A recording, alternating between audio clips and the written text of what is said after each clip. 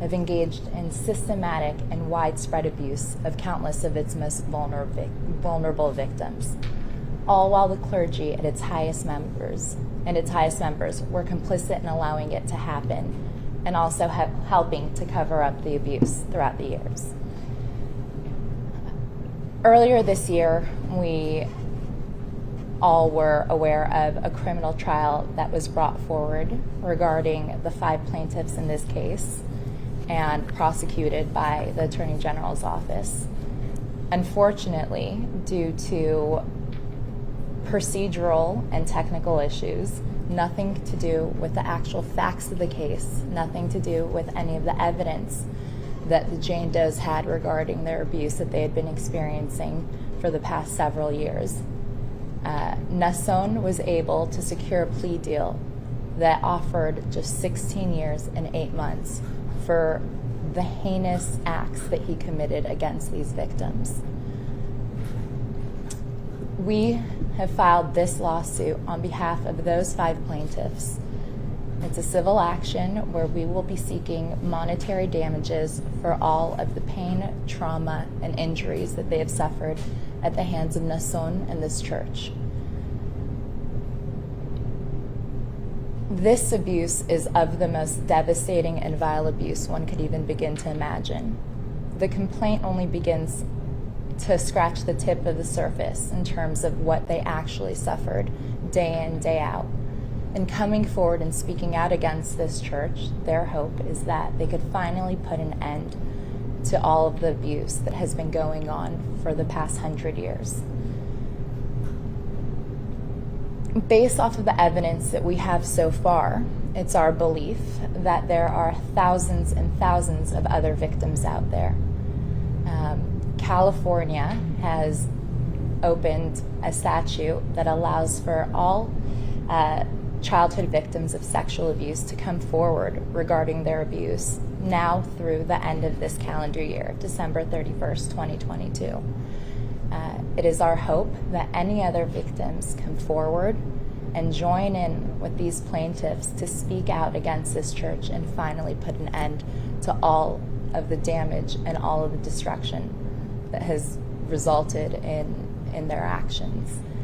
Before I pass it on to my colleagues, I would like to provide an opportunity to 2 of the former victims and members of the church to come forward and speak a little bit about their experience. Would you like to say any words? Would you like to say any words?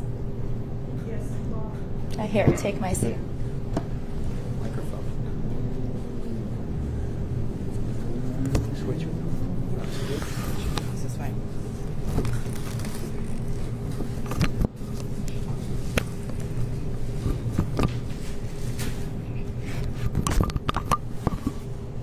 We are here in support of the Jane Does and also in support of those many other victims that are still in the dark, so to speak, who, because of their membership in the church and their family's membership in the church, feel that they are unable to speak up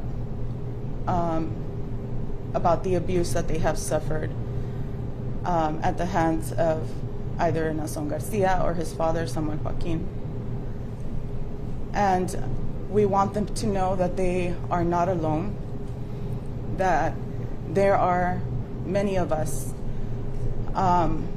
who were once members of the church, who were also victims ourselves, that are standing together in solidarity with, like I said already, the Jane Does, and that we will also stand in solidarity with them and those who choose to speak up and seek help. That there is help for them, there is support for them here, that what they have gone through is not right, and that what the Jane Does are seeking and we seek is justice for them as well. as we embark on this journey. And so that is, I think, our main message, is that they are not alone, that there are many who believe them because we live through it ourselves, and that the support for them exists should they choose to step forward or seek help. Can you share something in Spanish? ¿Puedo decirlo en español? Can I say it in Spanish? Can you sit in front of the microphone here? Okay.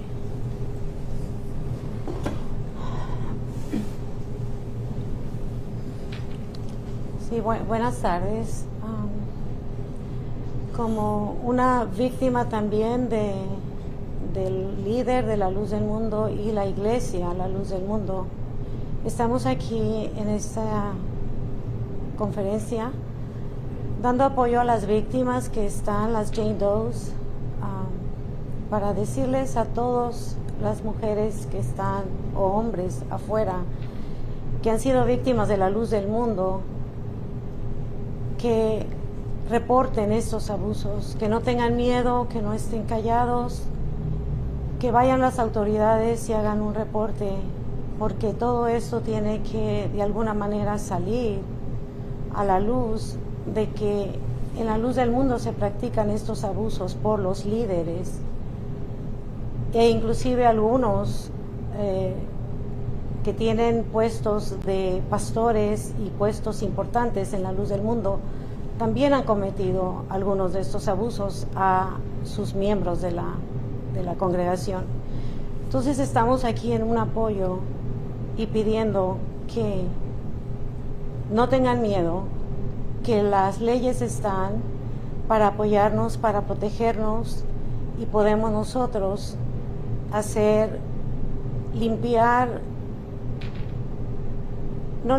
pero hay la ayuda y el apoyo a las víctimas para que ellas puedan salir adelante y tener una vida más normal. Las víctimas que están aquí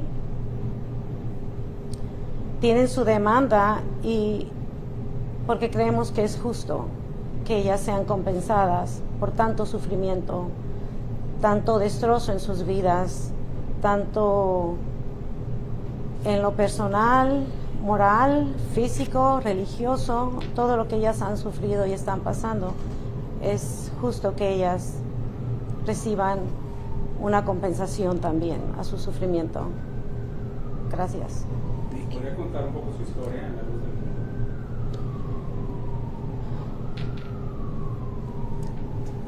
Can I tell a little about my story? At this time, her case has not been filed yet, and so once we file her lawsuit, I think a lot of that information will come to light. Por ahorita creo que no es el momento de hablar mi historia, pero eventualmente en un momento mi historia va a salir, en un momento adecuado va a salir a la luz, al público. Gracias. It's safe to say, though, that her story, while specific facts are different than in the complaint that we filed on Thursday, it's entirely consistent with it. And this generational arc of sexual abuse at the church was present in her story as well. One of the things that is especially egregious about the actions of La Luz del Mundo, as well as its apostles, is that this has been a systemic and generational abuse. Many of our clients still have family members that are in the church. Their mothers, their grandmothers were all abused in the same way. It took the courage of these 5 plaintiffs, of these 5 Jane Does, to come forward to finally put an end to it before it continues for future generations as well. Does anyone have any questions before I pass it on to my clients, to my other associates? Do you have any English-speaking victims that can speak? I understand that lady said she didn't want to give any information at this time, that her case hasn't been filed. The other victim, have you filed her case? Can she speak? At this point, we have filed on behalf of the 5 Jane Does. The the complaint is quite detailed. It's not alleging nearly all of the abuse, but it does do a pretty concise job of really summarizing their experience. In California, victims of sexual abuse are entitled to anonymity, and based off of their age and all of the media attention that has come forward, as well as countless threats and other actions that have potentially put them at harm's way.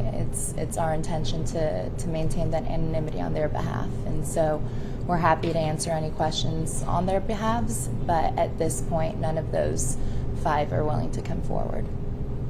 Yes. Yes, what's the status of the previous federal lawsuit, and what is this, I may have missed this part, but what is this going to accomplish that the plea deal did not?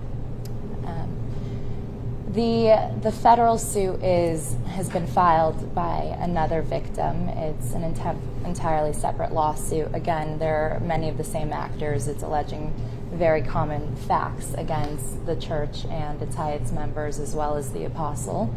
In terms of the criminal case was brought forward specifically regarding these 5 Jane Does.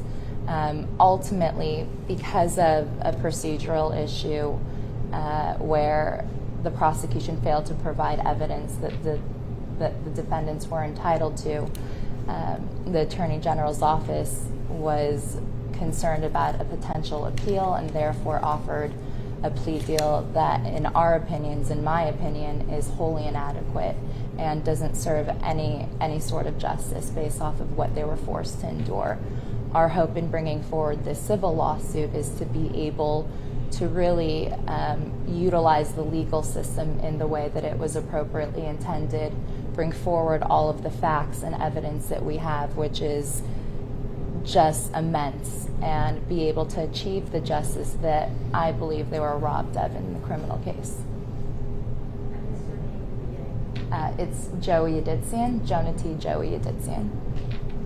I have a question for you. Yes. According to the Department of Corrections, Naasón Joaquín is eligible for parole in March 2031, which would mean a reduction of 5 years to his sentence. What do the Jane Does things about it, and what do you think? I believe that the initial plea deal of 16 years and 8 months was entirely inadequate and barely begins to cover the true sentencing that Naasón was actually entitled to and deserving of. Naasón is entitled to a reduction in his sentence based off of good behavior and other factors that are, outside of our focus and attention and awareness, but they're devastated. I think that one of the things that really did further victimize them in terms of the entire system and what they've experienced is the fact that they weren't heard during the criminal sentencing, and they didn't have an opportunity to really address so many of the rumors and the narratives that the defense counsel, Naasón's attorney, and the church's attorney attempted to really communicate. And so up until the point of providing their victim impact statement, no one really had heard their side of the story, and they didn't have an opportunity to go to trial that they so desperately wanted. And so any sort of reduction in sentencing is further devastating to them and is a continuation of that injustice that they experienced. And so it definitely makes this civil suit all the more important in achieving justice and bringing forward all of the evidence against this church, all of the information, countless witnesses, and information regarding what the church knew, what the church did to cover up, and what Naasón's true actions were. As you may know, the FBI is investigating Naasón Joaquín and Luz del Mundo. Have the Jane Does told the FBI or you as a lawyer? At this point, I'm not prepared to speak about any sort of criminal investigation. I don't want to do anything to potentially compromise anything, and I'm not privy to the investigation details, and so I don't feel comfortable speaking on that matter. Are the Jane Does under any police protection? Unfortunately, they're not, and since the initial charges were filed against them, they have been routinely harassed and threatened, themselves and their families, by members of the church, whom I believe are working on behalf of the church in Naasón in terms of trying to silence them and get them to drop the charges and drop the suit. They're not under any protection at the moment, but we hope that we could do something to really provide them that protection from now forward. So the same 5 Jane Does that were part of the criminal case are part of this lawsuit. Yes. But like you said, you expect more lawsuits to come in the future. Are you having more victims come to you?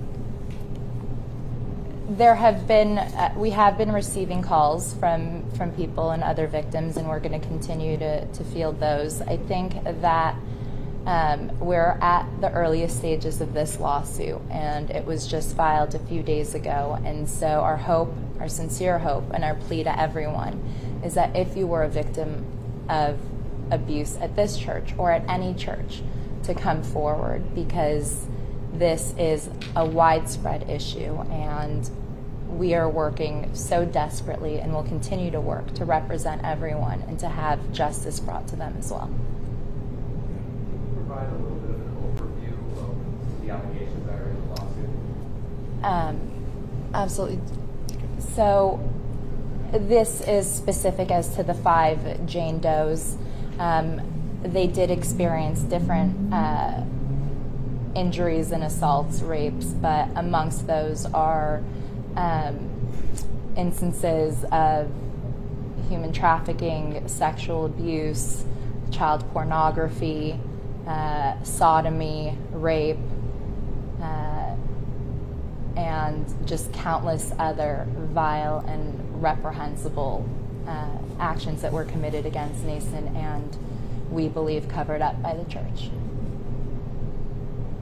Yeah. The 2 women who spoke, will you all be filing a suit on their behalf as well as the gentleman's behalf? Yes, so one of the things that has come to light based off of other individuals that have come forward is that there has been widespread and generational abuse. And so some of the victims are victims of Naasón, others are victims of Samuel, and we also have victims that are not abused by the church apostles, but by other church members, and were covered up by the church.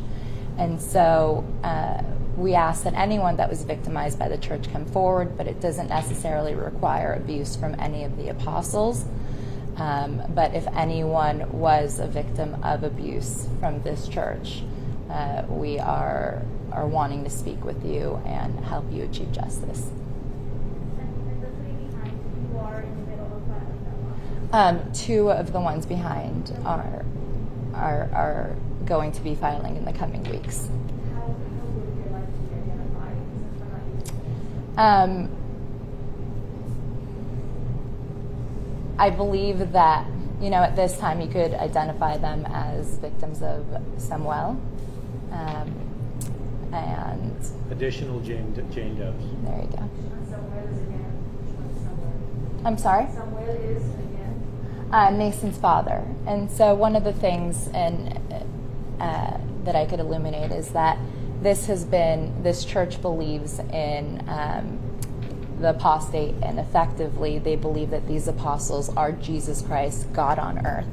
And they use that religion, those beliefs, to victimize several of their members, not all of their members, but countless members. And the church was started by Naasón's grandfather, Aaron. It was succeeded by Samuel, and now Samuel's son, Aaron's grandson, Naasón. Are there additional members of the church that are Yes, at this time, again, we're at the earliest stages of the lawsuit, and so various other family members and individuals at the highest level of the church, including attorneys for the church, were specifically named. I anticipate that in the coming litigation, in the coming months, based off of new information we receive, we will potentially amend the complaint to add additional individuals whom are also responsible for the abuse. And specifically about the Naasón Joaquín wife and his 3 children, why you decide to include them? Based off of the information that we received, Naasón didn't work alone in perpetuating his abuse of the victims. Many members at the highest level of the church, including several of Naasón's family members, were aware of the church and aided in participating in the abuse of these victims. We're also alleging and filing against several of Naasón's groomers for their participation in abusing the Jane Does. And just so I can be clear, we can't use the names of the 2 women. And since we took photos, can they be photographed? Can they be included in the photos? at this point, ultimately it's within their decision whether or not to come forward. It's ultimately their decision, and they've come forward with their faces. But to the extent that we could provide the additional level of privacy, we've chosen to redact their names and keep that hidden.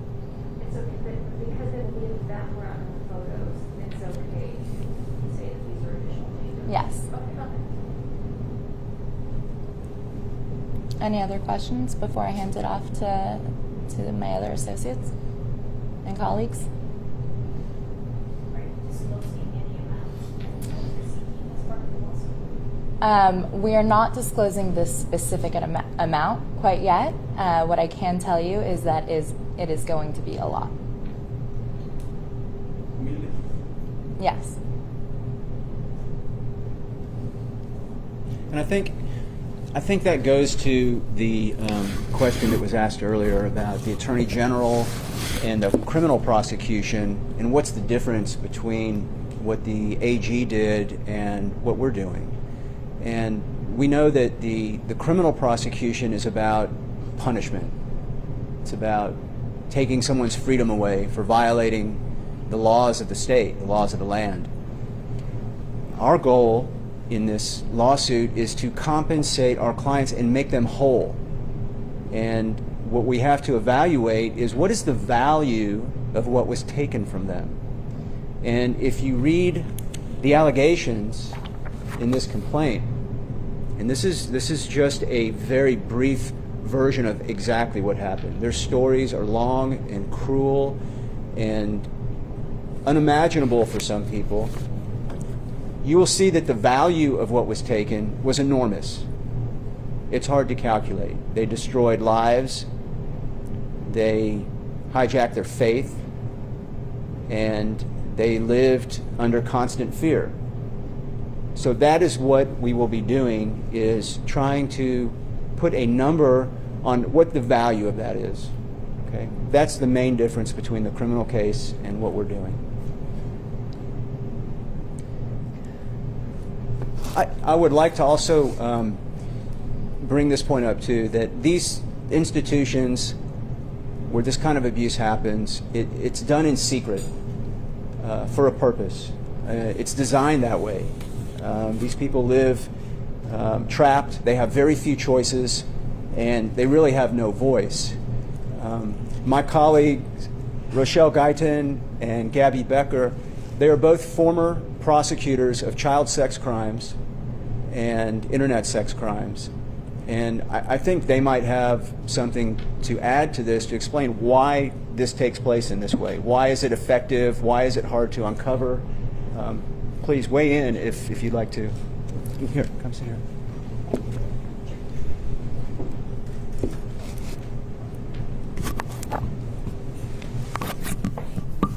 Hi, Hi, so like Andy said, I'm Rochelle Guyton. I was a prosecutor in Montgomery County, Texas for almost 10 years, and I've seen the worst of the worst. I've been the chief of internet crimes against children, where I've seen child, pornography of the worst kind and prosecuted on those cases, human trafficking. I was assigned to the Children's Advocacy Center, where I worked crimes of cases for children under 10 years old, and so did Gabrielle. And what is so interesting to me is that this case is so just deeply rooted in manipulation and grooming. And, when you think of, when someone experiences trauma, we pray that when you experience a trauma, whether it's a car wreck or, domestic violence, sexual abuse, we pray that our souls and our foundational beliefs are still intact. And what these women have really experienced is that their trauma was rooted in their beliefs. And so it essentially has been just flipped upside down. And one day they realized that what they've been taught to believe in is complete and vile evil. And when you've experienced that, it's really hard to come outside of that box and see, we've got to readjust perceptions and reality, and they've experienced this manipulation and grooming, and we've got to show them some grace. Coming forward here today, I'm sure is the hardest thing that they've, had to do, is to be able to put a face to what's happened and to show support to these other women. And so I think that, understanding the grooming process and the process of disclosure, and being able to understand how difficult it will be for these other women to come forward is really important. If I may, I'd just like to add a few points.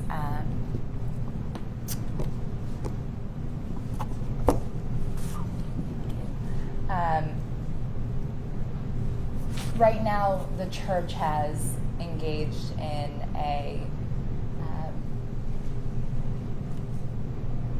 a campaign trying to discredit all of these Jane Does and all of these victims, and to delegitimize their experience and the trauma that they had suffered through for countless years. We stand for you, 3 separate law firms that are representing and collaborating together to represent these victims.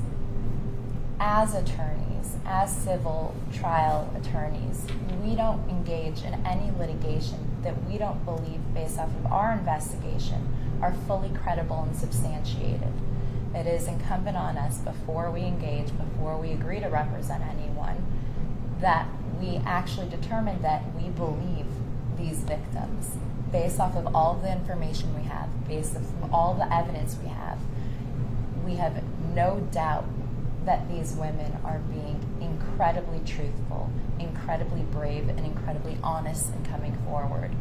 The abuse that they so far have discussed by virtue of their complaints truly is only a small snapshot of what they were forced to endure, all of which will be proven at trial. As a further point, we are civil attorneys, and as Andy here said, our jobs is to make these victims whole, and we can only do that by seeking civil monetary damages.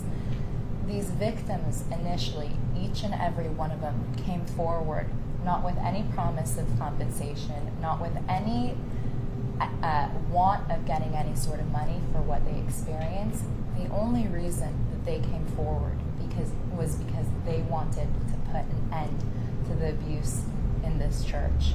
They wanted to save their colleagues, their friends, their families, their children from experiencing the same tragedy, the same nightmares that they were forced to endure. That was the only reason why they came forward.